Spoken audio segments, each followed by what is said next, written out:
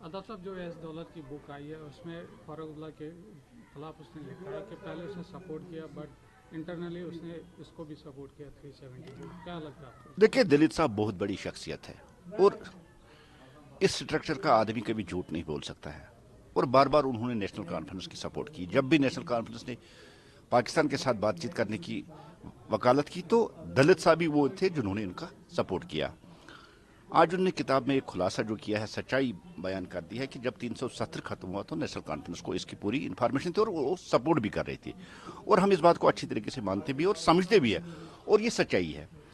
सबको याद है, सबने देखा 370 खत्म होने से पहले डॉक्टर साहब और उमर साहब दोनों बाप बेटे नरेंद्र मोदी जी से मिले, पीएम से मिले और उसके बाद ही 370 खत्म हुआ। आज दलित साहब ने जो सच्चाई बयान की है ये हकीकत पे है, सच्चाई है। और नेशनल कॉन्फ्रेंस भी जानती थी कि भारतीय जनता पार्टी का जो टॉप मोस्ट जो एजेंडा है, प्रायोरिटी है, वो 370 और 35A को खत्म करना था और हमने किया भी। और नेशनल कॉन्फ्रेंस को और डॉक्टर फारूक साहब को इसकी पूरी इन्फॉर्मेशन थी।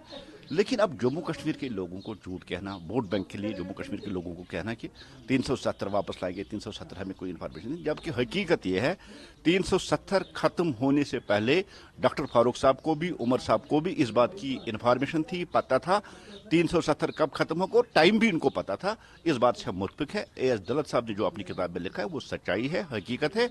यही नेशनल कॉन्फ्रेंस की हकीकत है कि वो करते कुछ है, कहते कुछ है और जम्मू कश्मीर के लोगों को इसी तरह वो बार बार धोखा देते हैं। आपको लगता है कि ये डबल स्टैंड कह रहे हैं, जैसे अभी वक़्फ़ भी?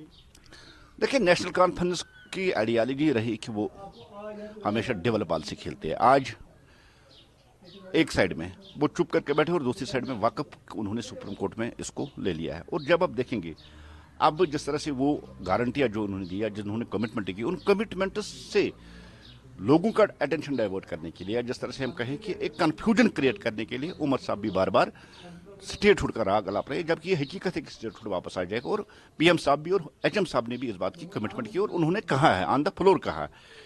नेशनल कॉन्फ्रेंस की आइडियोलॉजी एक प्लानड गेम, एक पॉलिसी के तहत वो हमेशा एक लीडर एक बात बोलता है और दूसरा लीडर दूसरा बात बोलता है। जिस तरह आज आपके सामने आगा रुल्ला कुछ और बोलता है, उमर साहब कुछ और बोलते हैं। ये फिक्सड गेम सारी उनकी होती है।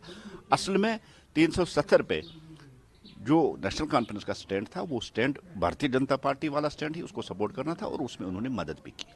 अदाब साहब, अभी पीएम का विजिट होने वाला है तो कितनी बड़ी अचीवमेंट समझते हैं आप इनके विजिट? देखिए, 2014 के बाद जम्मू कश्मीर में जो डेवलपमेंट और विकास देश के प्रधानमंत्री जिस तरह से नरेंद्र मोदी ने की, टनलें बनी, सड़कें बनी, पुल बने, फ्लाईओवर्स बने और एक सपना, एक ख्वाब जो जम्मू कश्मीर, खासकर कश्मीर के लोग जो थे, रेस्ट ऑफ इंडिया के साथ हम कटे रहते थे। सड़क बनी तो कनेक्टिविटी बढ़ गई, अब रेल बढ़ेगी तो हमारी कनेक्टिविटी जो है और ज़्यादा बढ़ेगी और आसाइश होगी। जम्मू कश्मीर के लोगों का, कश्मीर के लोगों का सपना पूरा रहो। जो ख्वाब था उस ख्वाब को नरेंद्र मोदी जी ने पूरा किया, उसको सच्चाई में तब्दील किया। ये जम्मू कश्मीर की इकानमी, कश्मीर की एम्प्लॉयमेंट के लिए बहुत बड़ा एक संगी मील साबित होगा। इससे कश्मीर की इकानमी, कश्मीर का टूरिज्म और कश्मीर की जो एम्प्लॉयमेंट है उसमें इजाफा होगा।